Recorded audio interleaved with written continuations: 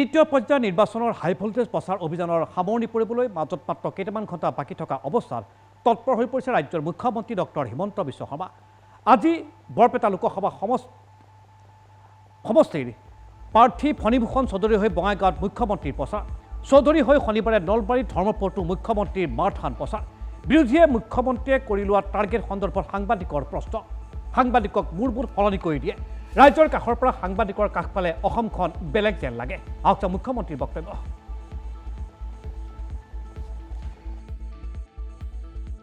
যি প্ৰশ্ন সোধে আৰু পাব্লিকৰ মুড দুটা কমপ্লিট বেলেগ বেলেগ। পাব্লিকেতো মোৰ লগত নাচি আছে, পাব্লিকৰ পৰা যেতিয়া সাংবাদিকত আহি যাওঁ গোটেই অসমখন বেলেগ বেলেগ লাগে। পাব্লিকৰ তাততো কোনো এইবিলাক প্ৰশ্নই নাই।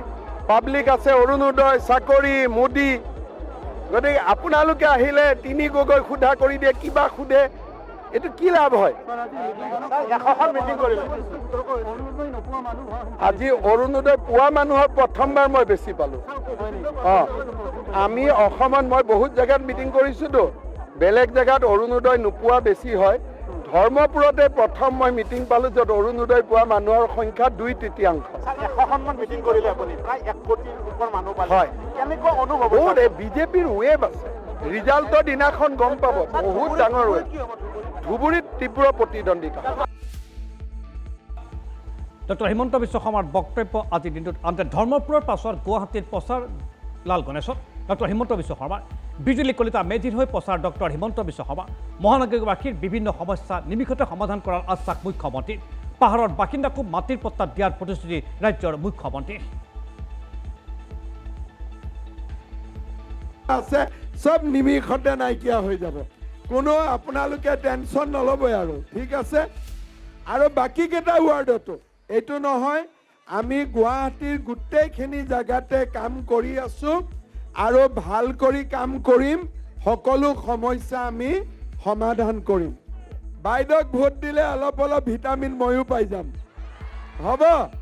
মোদী ডাঙৰীয়া বাইদেউক ভোট দিলে মোদী ডাঙৰীয়া প্ৰধানমন্ত্ৰী হ'ব আৰু ময়ো অলপ ভিটামিন পাই যাম।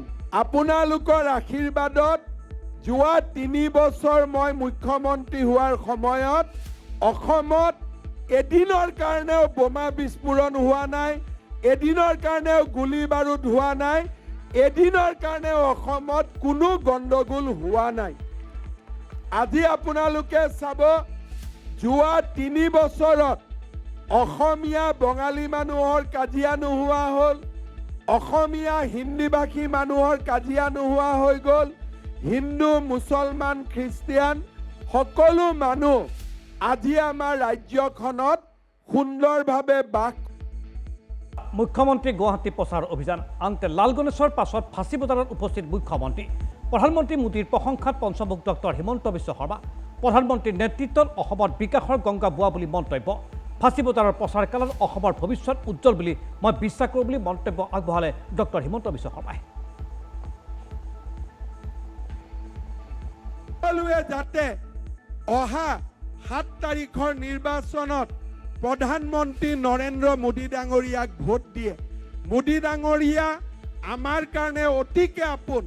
তেওঁ 27 বাৰ অসমত আহিছে। কোনো ভাৰতৰ প্ৰধানমন্ত্ৰী আগতে 27 বাৰ অসমত অহা নাছিল।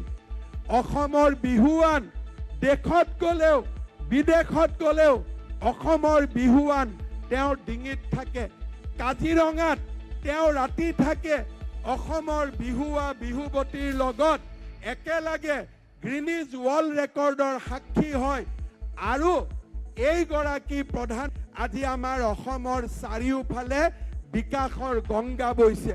প্ৰধানমন্ত্ৰী মোদী ডাঙৰীয়াৰ নেতৃত্বত আমি ভাৰত বিশ্বগুৰু বনাম আৰু সেই বিশ্বগুৰু ভাৰতত অসমক আমি এখন সৰ্বশ্ৰেষ্ঠ ৰাজ্য হিচাপে আমি ৰূপান্তৰ কৰিম।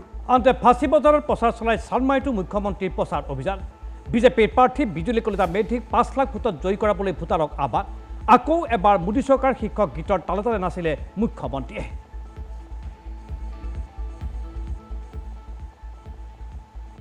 নৰেন্দ্ৰ মোদীৰ দৰে আমাক নেতা লাগে। 7 তাৰিখে গুৱাহাটী ৰাইজে বিজুলী বাইদেউ 5 লাখ ভোটত জিকাই নৰেন্দ্ৰ মোদী ডাঙৰীয়াৰ হাত শক্তিশালী কৰিব হ'বনে? সেয়া মুখ্যমন্ত্ৰীৰ ডায়েৰী আজিৰ দিনটোত আৰু আজিৰ দিনটোত মুখ্যমন্ত্ৰী ব্যস্ত হৈ থকা দেখিবলৈ পোৱা গ'ল বিশেষকৈ গুৱাহাটী লোকসভা সমষ্টিত।